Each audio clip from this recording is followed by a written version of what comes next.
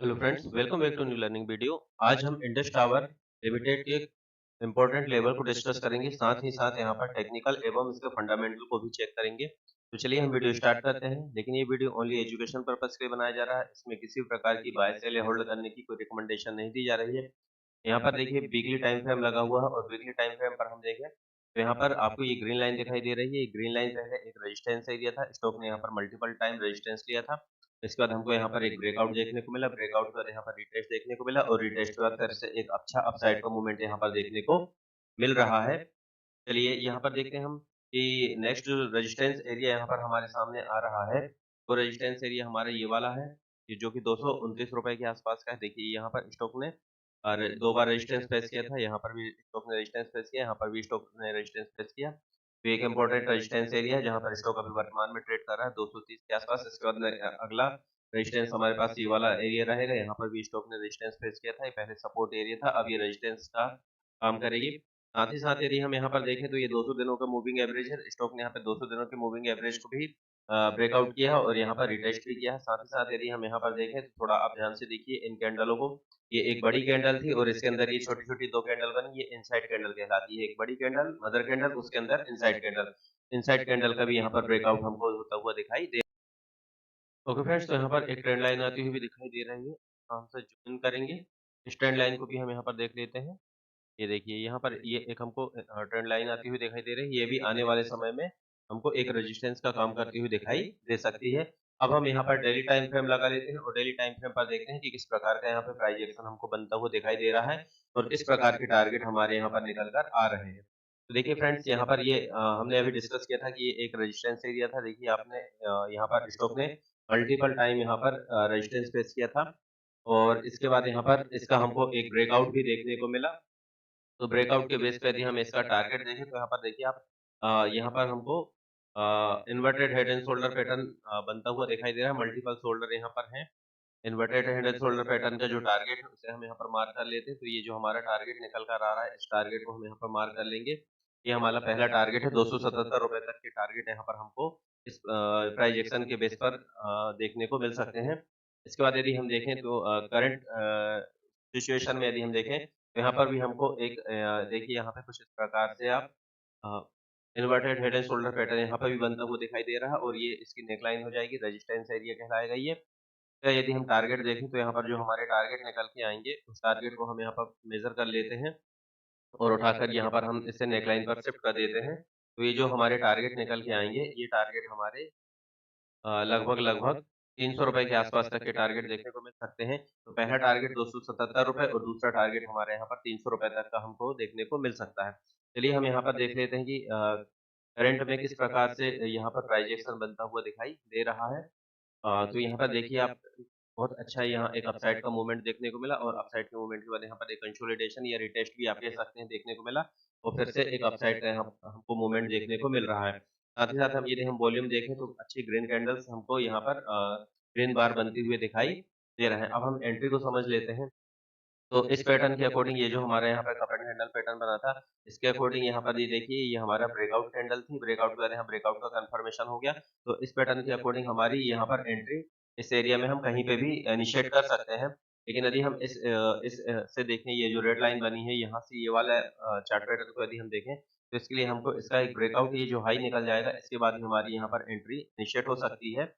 इसके बाद नेक्स्ट जो रेजिस्टेंस रहेगा वो हमारा ये ब्लैक लाइन ट्रेंड लाइन है, ये हमारा रेजिस्टेंस रह सकता है। स्टॉप लॉस की यदि हम बात करें तो जो सेफ स्टॉप लॉस है वो हमारा इस लेवल के नीचे रहेगा 204 के नीचे। लेकिन यहाँ पर ये थोड़ा-सा बड़ा स्टॉप लॉस हो जाएगा, इसलिए हम इस लेवल के नीचे भी अपने स्टॉप लॉस को यहाँ पर मेज़र करके चल सकते हैं।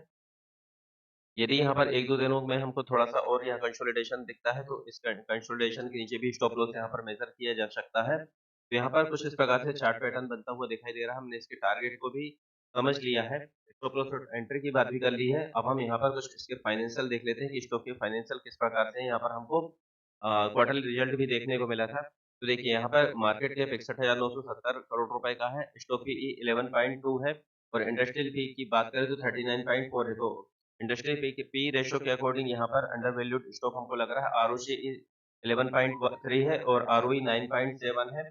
तो यहाँ पर सॉरी, आरओसीई 11.3 है और आरओई 9.71 है। तो ये थोड़े से यहाँ पर कम दिखाई दे रहे हैं। डेब्ट टू इक्विटी रेशियो 0.87 है और कंपनी की ऊपर 20,704 करोड़ का डेब्ट है। ग्राम नंबर 203 है। यदि हम यहाँ पर होल्डिंग की बात करें तो प्रमोटर की होल्डिंग 69% है, लेकिन साथ ही साथ यहाँ पर 30.5% की होल्डिंग यहाँ पर प्लेस जो हो रही है। डीआईआई के पास 7.08% की होल्डिंग है और डीआईआई ने अपनी 0.39% की होल्डिंग यहाँ बढ़ाई है। और साथ ही साथ एफआईआई की बात करें तो 20.7% की होल्डिंग है और एफआईआई ने 0.70% यहाँ पर होल्डिंग कम की है। तो ये एफआईआई ने होल्डिंग की है एक नेगेटिव पॉइंट है और यहाँ पर जो प्लेज परसेंटेज है ये भी एक स्टॉक के लिए यहाँ पर नेगेटिव पॉइंट यहाँ पर निकल कर आ रहा है। चलिए हम यहाँ पर क्वार्टरली रिजल्ट देख लेते हैं। तो रिजल्ट जो हमारे हैं कंसोलिडेटेड रिजल्ट हम यहाँ पर देख रहे हैं। दिसंबर की बात करें तो दिसंबर 2023 में जो सेल्स थी वो 7,199 करोड़ रुपए की थी और दिसंबर यदि हम ईयर ऑन ईयर देखें दिसंबर 2022 में तो 6,765 करोड़ रुपए थी। तो यहाँ पर अच्छा खासा ग्रोथ दिखाई दे रहा है और अगर हम लास्ट क्वार्टर से देखें तो लास्ट क्वार्टर में 7,132 से 7,199 करोड़ की सेल्स है। यहाँ पर सेल्स हमको अच्छी खासी क्वार्टर क्वार्टर और ईयर बढ़ती हुई दिखाई दे रही है। साथ ही साथ यदि हम एक्सपेंस की बात करें तो कंपनी के जो एक्सपेंस है 3,615 करोड़ है। लास्ट क्वार्टर में 3,711 करोड़ था। तो कंपनी ने अपने एक्सपेंस कम किए हैं। यदि हम ईयर ऑन ईयर देखें तो भी कंपनी ने अपने एक्सपेंस यहाँ कम किए हैं, जिसके कारण यहाँ पर प्रॉफिट में भी हमको अच्छी खासी बढ़त दिखाई दे रही है। ऑपरेटिंग प्रॉफिट 3,584 करोड़ है। लास्ट क्वार्टर में 3,422 करोड़ था और ईयर ऑन ईयर देखें तो 1,163 करोड़ से यहाँ पर 3,584 करोड़ होता हुआ दिखाई दे रहा है। और ऑपरेटिंग मार्जिन परसेंट की बात करें तो अच्छा खासा परसेंटेज है। 50% के मार्जिन के साथ कंपनी यहाँ पर काम कर रही है। प्रॉफिट बिफोर टैक्स की बात करें तो 2,077 करोड़ का प्रॉफिट बिफोर टैक्स है और सितंबर 2023 की बात करें तो 1,747 करोड़ था और यहाँ पर दिसंबर की बात करें तो -952 करोड़ का था। तो प्रॉफिट बिफोर टैक्स में अच्छी खासी वृद्धि दिखाई दे रही है। नेट प्रॉफिट की बात करें तो 1,541 करोड़ है। लास्ट क्वार्टर में 1,295 करोड़ था। यदि हम ईयर ऑन ईयर देखें तो 708 करोड़ से 1,541 करोड़ का है। इसके साथ ही साथ ईपीएस की बात करें तो 5.72 है। लास्ट क्वार्टर में यहाँ पर 4.81 था। चलिए हम प्रॉफिट एंड लॉस स्टेटमेंट देख लेते हैं। तो सेल्स है वो 28,382 करोड़ है। लास्ट ईयर में 2707 करोड़। तो यहाँ पर सेल्स देखिए आप, ऑल टाइम हाई सेल्स यहाँ पर कंपनी ने शो की है। इसके साथ साथ ऑपरेटिंग प्रॉफिट देखें तो 9,669 करोड़ रुपए है।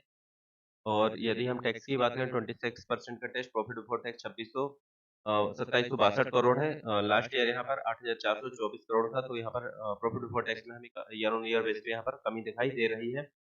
चलिए हम यहाँ पर बैलेंस शीट देख लेते हैं। कंपनी के पास 21,027 करोड़ का बैलेंस है और 20,704 करोड़ की यहाँ पर बोरोइंग शो हो रही है। इसके अलावा यदि हम यहाँ पर देखें तो शेयर होल्डिंग पैटर्न पर हम में देखें शेयर होल्डिंग पैटर्न में 68.99% की प्रमोटर की होल्डिंग है। 0.71% यहाँ पर एफआईआई की होल्डिंग है। एफआईआई ने 0.41 से यहाँ पर होल्डिंग कम की है।